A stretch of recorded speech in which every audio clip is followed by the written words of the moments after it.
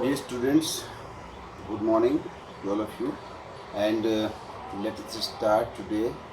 We have some new topics to discuss today.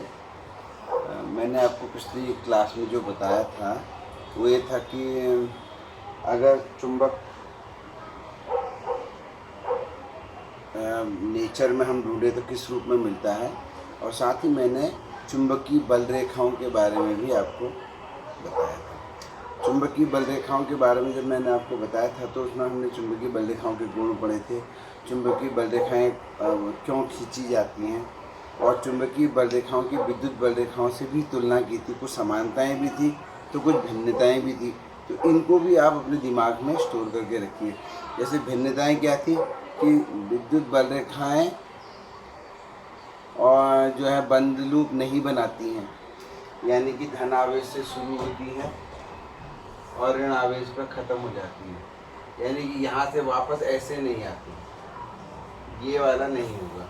विद्युत बल रेखाएं सदैव धन से ऋण को जाती हैं, जबकि चुंबकीय बल रेखाएं, भिन्नता देखिए इसकी, चुंबकीय बल रेखाएं नॉर्थ से निकलती हैं, साउथ को जाती हैं, बाहर चुंबक के बाहर, और चुंबक के भीतर साउथ से नॉर्थ को जाती हैं।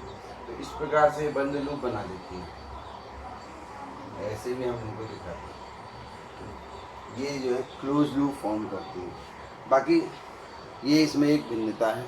दूसरी बात ये है समानता में जैसे एक समान चुंबकीय क्षेत्र है तो वो भी वैसे ही दिखाएंगे जैसे विद्युत क्षेत्र दिखाते थे। समांतर बराबर दूरी पर बल रेखाएं खींचेंगे, ये एक समान चुंबकीय क्षेत्र को दिखाएंगी, ठीक है। और अगर किसी जगह पर यहाँ पर चुंबकीय क्षेत्र की दिशा निकालनी है तो यहाँ पर मैं स्पर्श रेखा खींच दूँगा, और यहाँ पर इस डायरेक्शन में चुंबकीय क्षेत्र होगा। दो बल रेखाएं आपस में नहीं काटती, ये चुंबकीय बल रेखाओं और विद्युत बल रेखाओं दोनों के लिए एक जैसा है। तो ये समानताएं कुछ हमको ध्यान रखनी है, और कुछ इनकी अलग कैसे हैं। कई बार हमारे से क्वेश्चन पूछा जाता है विद्युत बल रेखाओं के बारे में, हम चुंबकीय बल रेखाओं के हिसाब से जवाब दे देते हैं। चुंबकीय बल रेखाओं को पूछा जाता है, विद्युत बल रेखाओं के हिसाब से जवाब दे देते हैं। तो ये आपको देखना पड़ेगा। अब हम आगे चलते हैं।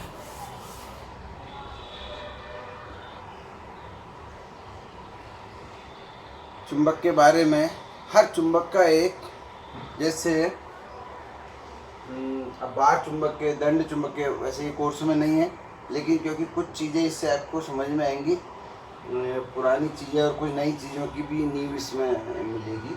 तो दंड चुंबक के बारे में थोड़ा सा, दंड चुंबक को हम इस प्रकार से दिखाते हैं। दंड चुंबक, ये नॉर्थ है, ये साउथ है, तो ये बिल्कुल एक विद्युत द्विध्रुव की तरह ही होता है। इसको कहते हैं चुंबकीय द्विध्रुव। द्विध्रुव इसलिए कह रहे हैं क्योंकि आप समझ गए होंगे, दो ध्रुव हैं इसके। याद है आपको, विद्युत क्षेत्र में हम इसको प्लस क्यू, इधर माइनस क्यू, इस प्रकार से लेते हैं।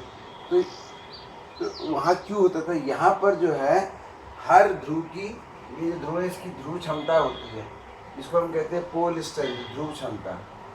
इसको हम एम से दिखाते हैं, मैग्नेटिक, एक तरीके से मैग्नेटिक चार्ज है, ध्रुव क्षमता।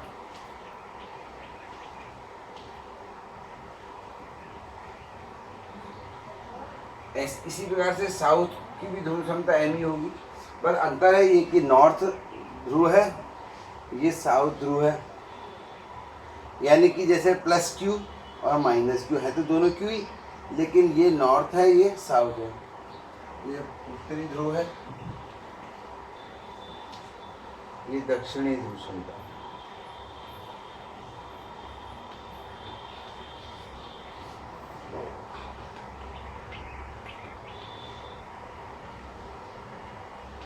अभी ध्रुव क्षमता को हम एम कह रहे हैं, इसका यूनिट क्या होगा, किस में मापी जाएगी, तो ये होती है बच्चों एम्पियर मीटर में, मात्रक इसका। अब इनके बीच की दूरी हमने ले ली 2L, जैसे विद्युत द्विध्रुव में लेते थे, यहाँ पर प्लस क्यू ले लिया, मान लिया, यहाँ पर हमने माइनस क्यू ले लिया, इनके बीच की दूरी 12 हो गई। तो इसकी जो चुंबकीय द्विध्रुव आघूर्ण है वो माइनस क्यू से प्लस क्यू होता था, आपको याद होगा, और इसको हम वेक्टर पी कहते हैं, और ये होता है Q इंटू 12। ये तो था विद्युत क्षेत्र में हमारा।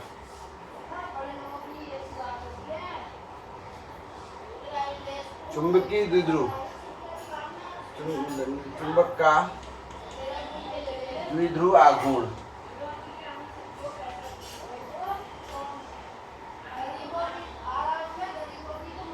दंड चुंबक का द्विध्रुव आघूर्ण क्या होता है, देखिए मैं भी आपको बताता हूँ।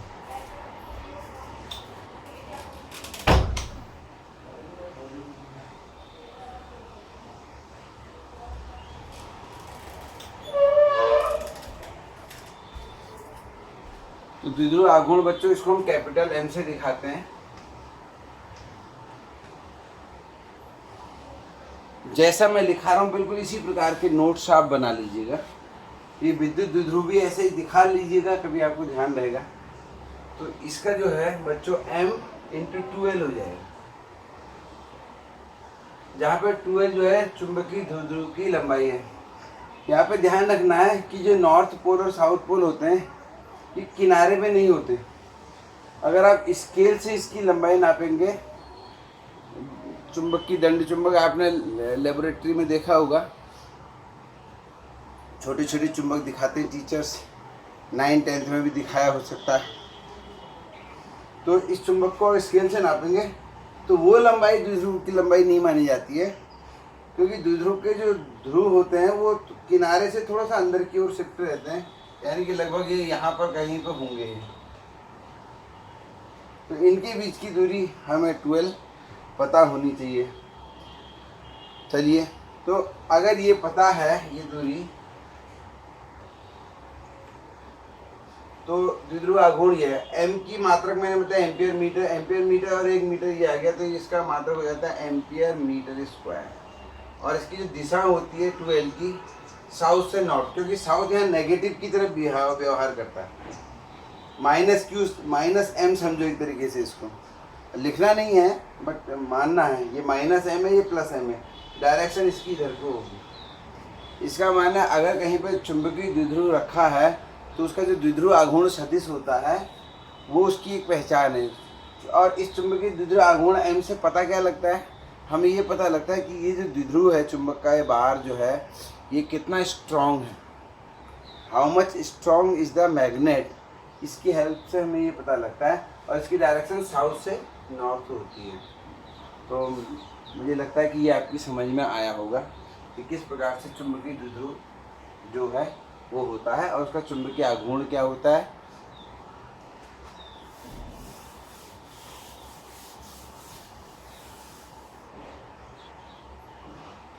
अब है, आपको याद होगा किसी Q आवेश से R दूरी पर, क्योंकि Q आवेश के आसपास विद्युत क्षेत्र बन जाता है, तो R दूरी पर कितना विद्युत क्षेत्र होगा।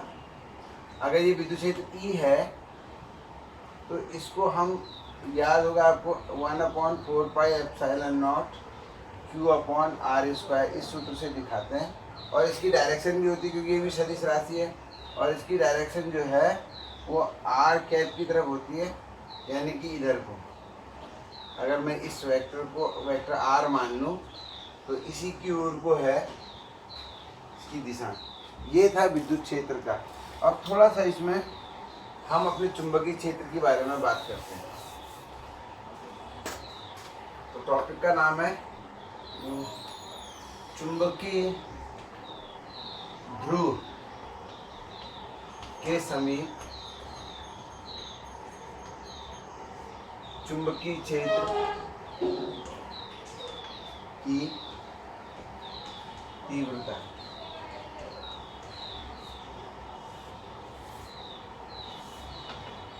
चुंबकीय ध्रुव के समीप चुंबकीय क्षेत्र की तीव्रता। मान लीजिए ये कोई चुंबकीय ध्रुव है, नॉर्थ ही मान लीजिए, लेकिन अभी ये बात भी एक सत्य है कि अकेला चुंबकीय द्विध्रुव होता नहीं है, अकेला चुंबकीय ध्रुव नहीं होता है। बट इमेजिन करो, इमेजिनेशन करने में कोई दिक्कत नहीं है। मान लीजिए ये ध्रुव है जिसकी स्ट्रेंथ है m है, इससे r दूरी पर यहाँ पर जो चुंबकीय क्षेत्र है, अगर इसको मैं वेक्टर r मान लूँ और ये O पर रखा हुआ मान लूँ, मूल बिंदु इसी को मान लूँ, तो यहाँ पर बच्चों चुंबकीय क्षेत्र की जो दिशा है वो डायरेक्ट सूत्र लिखना है हमें, ठीक है, इसका डेरिवेशन नहीं है। वहाँ तो हमने विद्युत क्षेत्र में तो हमने निकाला था किसी Q आवेश से r दूरी पर विद्युत क्षेत्र कितना होता है, बट यहाँ पर ये डेरिवेशन है नहीं, पहले भी नहीं था, आज भी नहीं है। अब तो ये कोर्स से ही बाहर हो गया है, बट तुम्हारे को just for information I am telling this. तो यहाँ पर जो चुंबकीय क्षेत्र का B होगा, देखिए आपको याद होगा वहाँ पर जो कांस्टेंट होता था 1/4 पाई एप्सिलॉन नॉट होता था, यहाँ पे μ0/4 पाई होगा और Q की जगह आ जाएगा m/r² होगा और इसकी डायरेक्शन इधर को ही होगी, B की डायरेक्शन, ठीक है, और यानी कि वेक्टर r कैप की यूनिट वेक्टर, क्योंकि किसी वेक्टर r की अगर आपको डायरेक्शन लेनी तो आप उसका यूनिट वेक्टर यूज़ करेंगे। अगर आपने ये लिखा है इसका माने आपकी डायरेक्शन इस ओर है। अगर कोई चीज़ इधर को है, मान लिया ये कोई वेक्टर a है, तो इस डायरेक्शन में कोई चीज़ हम दिखाएंगे तो हम कैसे लिखेंगे, जो भी है वो, मान लिया वो फोर्स है, हमें बताना कि इस डायरेक्शन में 4 न्यूटन का फोर्स लगा है, तो 4a कैप लिख देंगे, इसका माने है इसका यूनिट वेक्टर, ठीक है। इस प्रकार से हम अगर ये नॉर्थ पोल की बजाय अगर ये साउथ पोल होगा तो इसका बच्चों किस प्रकार से हो जाएगा। अब जो है चुंबकीय इधर को होगा B पर, यहाँ से यहाँ तक वेक्टर R है और ये जो मैंने दिखाया ये वेक्टर B है, तो B बराबर होगा μ0/4 पाई m/r²। अगर आप r कैप लिखोगे तो इधर को होगा, माइनस और लगा दोगे तो ये जो है इधर को हो जाएगा, क्योंकि आपको पता है साउथ के कारण उसके नज़दीक जो चुंबकीय क्षेत्र होता है वो साउथ पोल की ओर को ही होता है। इस तरीके से आप निकाल सकते हैं। ये सूत्र आप रेडीमेड आप ऐसे ही लिख लीजिए, इसमें कोई थ्योरी नहीं लिखनी है, जस्ट आपको मैं बता रहा हूँ, आपको याद दिला रहा हूँ कि ये जो है सीधे विद्युत क्षेत्र में जैसे हमने किया था उसी प्रकार से यहाँ भी होगा।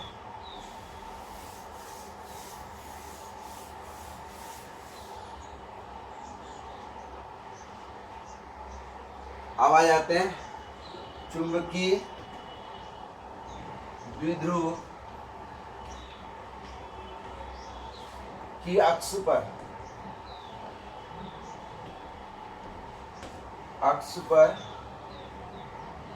चुंबकीय क्षेत्र, ये हमारा चुंबकीय द्विध्रुव आ गया।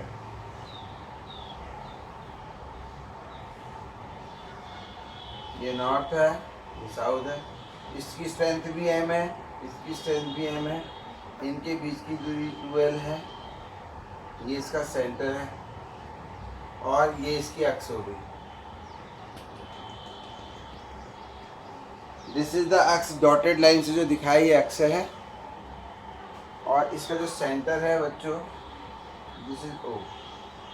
यहाँ से r दूरी पर इधर ले लो या इधर ले लो, कहीं भी ले सकते हो। यहाँ पर मान लो यहाँ से r दूरी पर कोई बिंदु P है, हमें यहाँ पर चुंबकीय क्षेत्र बताना है। तो आपको याद आ रहा होगा विद्युत द्विध्रुव का, बिल्कुल उसी तरीके से डेरिवेशन कुछ नहीं करना है, आप डायरेक्ट मुझे बताओ। अच्छा, ये वाला जो चुंबकीय ये वाला जो ध्रुव है ये इसकी इससे दूरी कितनी होगी, यहाँ से यहाँ तक है L और यहाँ से यहाँ तक है R। तो इसके कारण यहाँ पे जो चुंबकीय क्षेत्र होगा नॉर्थ है, नॉर्थ के कारण नॉर्थ पॉजिटिव चार्ज होता है तो बाहर को होगा, B1 होगा और कितना होगा μ0/4 पाई m/r+l²। और साउथ पोल इसके नज़दीक है तो चुंबकीय क्षेत्र थोड़ा सा बड़ा होगा, B2। साउथ नेगेटिव चार्ज की तरफ इसी की ओर को होगा और कितना होगा μ0/4 पाई m/r-l²। और इसलिए नेट मैग्नेटिक फील्ड आपको पता है, डायरेक्ट सूत्र लिख देते हैं, म्यू नॉट अपॉन 4 पाई हो जाएगा। याद अगर आपको है तो जो 1/4 पाई एप्सिलॉन नॉट है उसकी जगह आ जाएगा म्यू नॉट अपॉन 4 पाई, और जहाँ पर पी होता था वहाँ की उसकी जगह आ जाएगा कैपिटल एम, तो आएगा 2 RM अपॉन, आपको याद होगा तो R² माइनस L² का होल स्क्वायर कितना होता है। यहाँ पर m बराबर बच्चों आपको पता ही है 2m इंटू 2l, ये अभी मैंने बताया है, इसको चुंबकीय द्विध्रुव आघूर्ण कहते हैं। तो मुझे लग रहा है कि आपको ये सूत्र याद आ गया होगा। दूसरी बात, जो नेट मैग्नेटिक फील्ड होता है इसमें, हमें B1 B2 को हटा देता हूँ, तो ये नेट मैग्नेटिक फील्ड B है जो B1 और B2 को जोड़ करके मिलता है।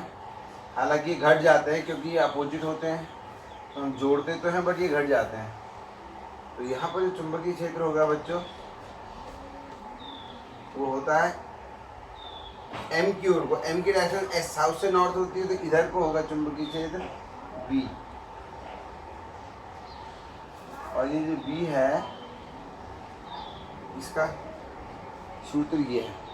इस प्रकार से आप जो है अक्षीय स्थिति में अक्ष पर चुंबकीय क्षेत्र की दिशा कितना होगा और किधर को होगा। फिर आता है अगर ये जो R है बहुत बड़ा है, यानी कि चुंबकीय द्विध्रुव से बहुत दूरी पर अगर आप चेक कर रहे हैं, तो ये जो L है R की तुलना में नगण्य हो जाएगा। L² की जगह 0 जाएगा, R की पावर 4 से एक R कट जाएगा, ठीक है। For R very very greater than L, तो आपका जो B हो जाएगा वो क्या हो जाएगा, म्यू नॉट अपॉन 4 पाई ट्वाइस M अपॉन R³। आपको ये सूत्र भी याद आ गया होगा। इसी प्रकार से निरक्ष पर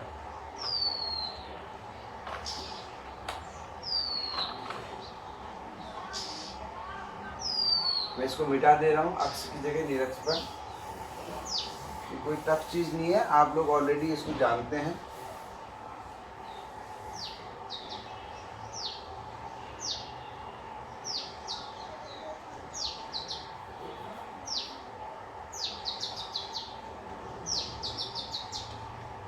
निरक्ष पर बिल्कुल जैसे मैं लिख रहा हूँ ऐसे ही इसको उतारना है, पेज में लैंग्वेज अपना रहेगी।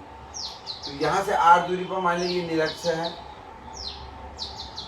यहाँ पर बताना जिस पॉइंट P, तो साउथ के कारण तो बच्चों ऐसे होगा मैग्नेटिक फील्ड, और नॉर्थ के कारण ऐसे होगा, और नेट मैग्नेटिक फील्ड इधर को हो जाएगा।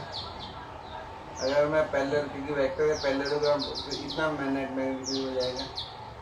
अगर ये एंगल थीटा है, जैसे विद्युत क्षेत्र में किया था, ये भी थीटा होगा।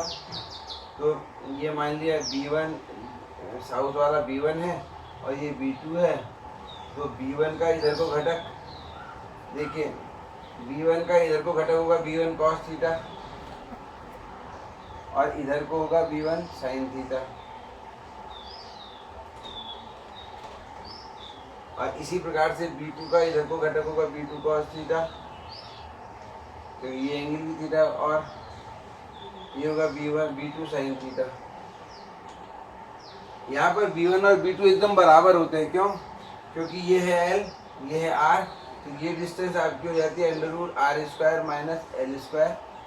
इस कारण से ये, और B1 आपका आता है म्यू नॉट अपॉन 4 पाई M अपॉन इसका square, M upon R² plus L²। यही B1 होता है और यही B2 भी होता है, बस डायरेक्शन B1 की इधर को है और B2 की इधर को है। और बाद में ये दोनों B2 sin थीटा और B1 sin थीटा तो कैंसिल हो जाते हैं क्योंकि बराबर हैं और अपोजिट हैं, और ये दोनों जुड़ के नेट जो B है वो कितना आ जाता है। जब नेट B निकालते हैं, net B which is sum of B1 cos theta and B2 cos theta, और ये आ जाता है बच्चों यहाँ पर M upon R² plus L² की पावर 3/2।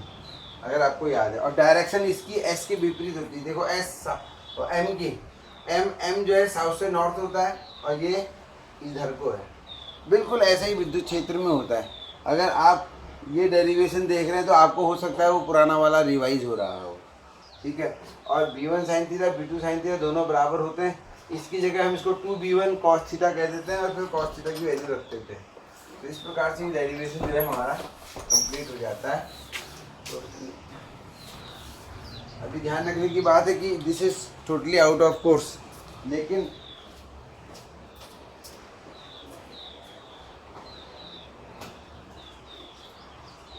ये हमें क्यों सीखना पड़ेगा, क्योंकि इससे रिलेटेड बहुत सारे पॉइंट्स हैं हमारे पास। और इसी प्रकार से जो अगले टॉपिक हैं, जैसे इसके बाद टॉपिक है आपको याद होगा, अगर एक समान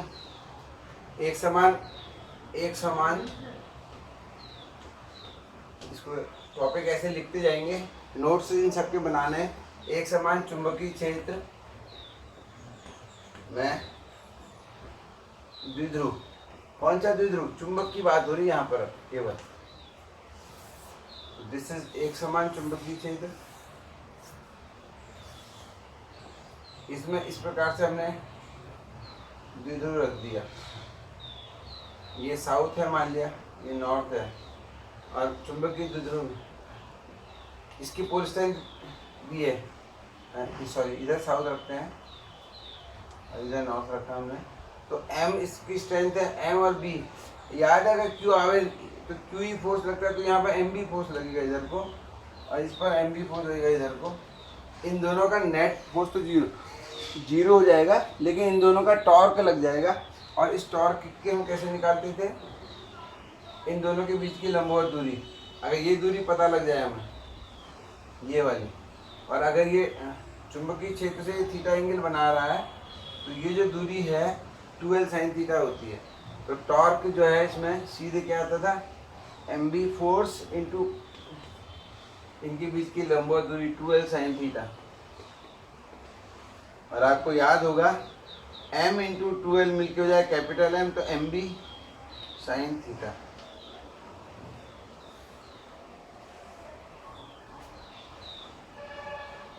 फिर घुमाने में अगर मैं थीटा 1 से थीटा 2 घुमाने में कार्य, ये भी बिल्कुल आप उसी की तरीके से निकाल सकते हैं।